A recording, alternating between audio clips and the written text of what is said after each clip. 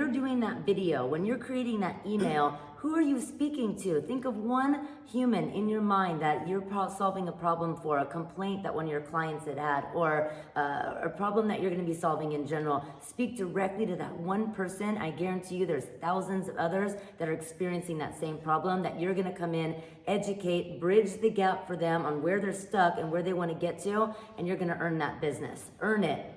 Right? Not chase it. Not chase Earn it. Mm-hmm. Earn it. That is so important, because we cannot push. The selling should not be a push game. It should be pull game.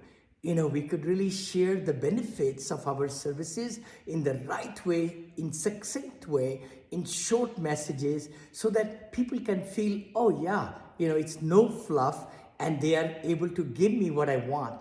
People have so limited time now.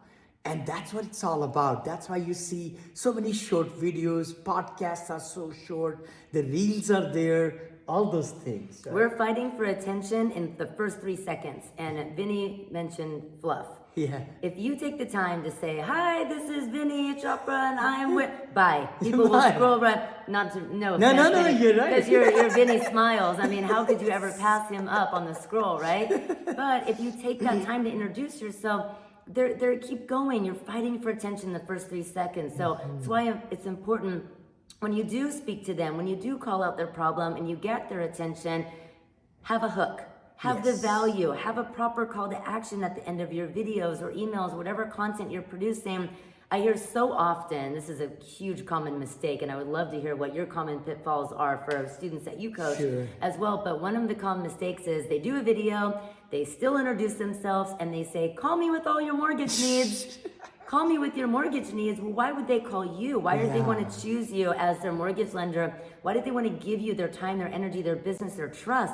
You have to call out the problem, be the solution, and do it in a way where they know what the need is. Or call me for a pre-approval today. I hear that all the time, and it shakes me to the core because I used to do that. I always teach like 3, 4, 5 years ago where I was stuck and the mistakes I was making to make sure that people now aren't making those same ones. And all of my Facebook ads said, call me with questions, call me with your mortgage needs, call me for a pre-approval today. Absolutely speaking to everybody on a still graphic, no video, no hook, no call to action. And it was just, I was wondering why I was spending so much money on my cost per leads. Wow, I see your point. And the biggest thing is you got to have that hook, what you just talked about.